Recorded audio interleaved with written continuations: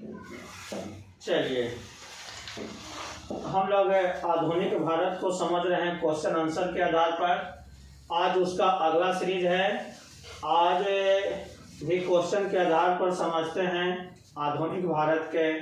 अभी यूरोपियों के आगमन से चल रहा है। तो आज का क्वेश्चन है कि जहांगीर के दरबार में अंग्रेजी राजदूत हॉकिंस के निष्कासन का मुख्य कारण क्या था? ऑप्शन है दरबार में उसका दंभपूर्ण व्यवहार, बी में है पुर्तगालियों के आक्रामक गतिविधियों और सूरत के व्यापारियों का विरोध, सी में है ब्रिटिश राजदूत सर टॉमस रो का मुगल दरबार में आगमन जो हॉकिंस के निष्कासन के लिए उत्तरदायी था, और डी में है उपर्युक्त में से कोई नहीं। तो इसका सही आंसर क्या होगा? बी। तो इसका सही आंसर बी होगा। पुर्तगालियों की आक्रामक गतिविधियों और सूरत के व्यापारियों का विरोध है। यानी जहांगीर के दरबार से हॉकिंस को पुर्तगालियों के विरोध के कारण निष्कासित किया गया था। तो जैसा कि हम लोग जानते हैं कि 31 दिसंबर 1600 ईस्वी को अंग्रेजी ईस्ट इंडिया कंपनी की स्थापना की गई थी और एलिजाबेथ प्रथम के द्वारा इसे 15 वर्षों के लिए पूर्वी देशों के साथ व्यापार करने के लिए ईस्ट इंडिया कंपनी को पूर्ण एकाधिकार प्रदान किया गया था। और इसे बाद में 1609 ईस्वी में जेम्स प्रथम के द्वारा अनिश्चित काल के लिए एकाधिकार प्रदान कर दिया गया था ईस्ट इंडिया कंपनी को।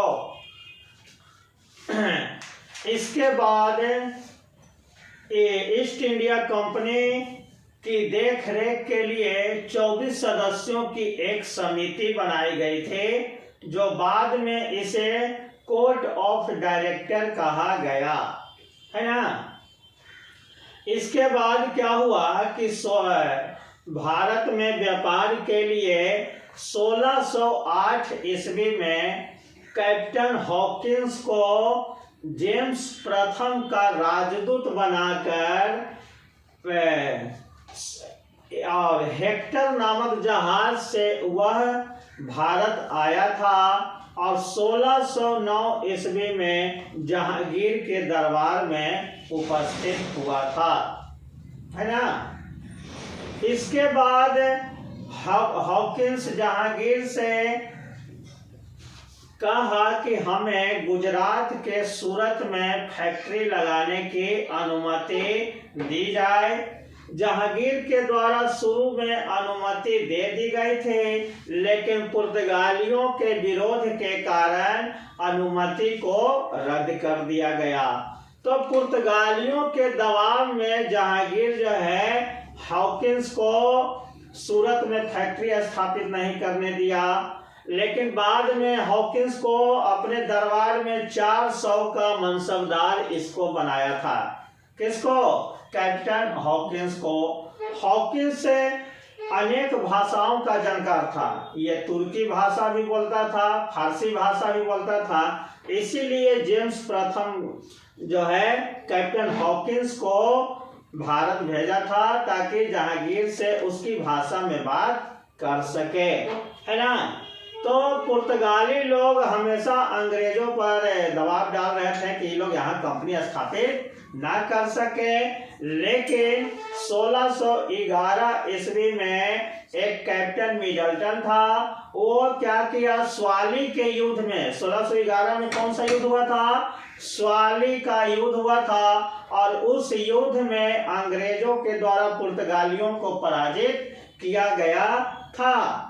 और इससे खुश होकर जहांगीर जो है अंग्रेजों को सूरत में कंपनी स्थापित करने का आज्ञा दे देता है ना। तो इस प्रकार से यहाँ इस क्वेश्चन का सही आंसर बी हो जाएगा। चलिए अब दूसरा क्वेश्चन देखते हैं। 1613 में जहांगीर ने अंग्रेजों को सूरत में अस्थायी रूप से अपनी फैक्ट्री स्थापित करने के लिए फरमान क्यों प्रदान किया था, है ना। देखिए 1613 में क्यों जहांगीर अंग्रेजों को सूरत में कंपनी लगाने की आज्ञा दी थी, तो इसका ऑप्शन देखिए। ए में है अंग्रेजों और पुर्तगालियों के मध्य समझौते के परिणाम स्वरूप, यानी अंग्रेज और पुर्तगाली के मध्य में समझौता हो गया था जिसके कारण। बी में है अंग्रेजों और पुर्तगाली नौसैनिक बेड़े को पराजित कर देने के कारण। सी में है अंग्रेजों ने मुगल सम्राट के साथ यह गुप्त समझौता कर लिया था कि वे पुर्तगालियों को भारत से निष्कासित कर देंगे। और डी में है अंग्रेजों द्वारा नूरजहां को भरपूर रिश्वत प्रदान की गए थे। तो ये दो का सही आंसर क्या हो जाएगा? सही आंसर बी हो जाएगा। सही आंसर बी हो जाएगा। अंग्रेजों और पुर्तगाली नौसैनिक बेड़े को पराजित कर देने के कारण।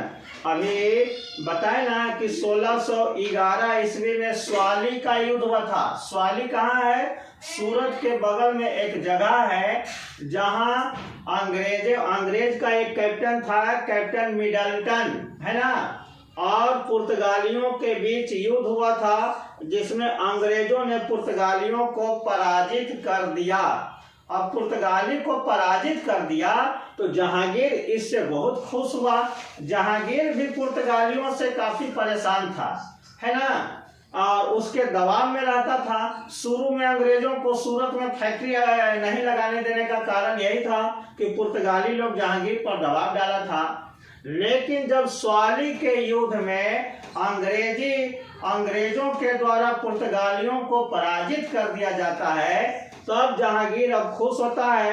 अब जान जाता है कि अंग्रेज जो है पुर्तगाली से ज्यादा मजबूत है ना।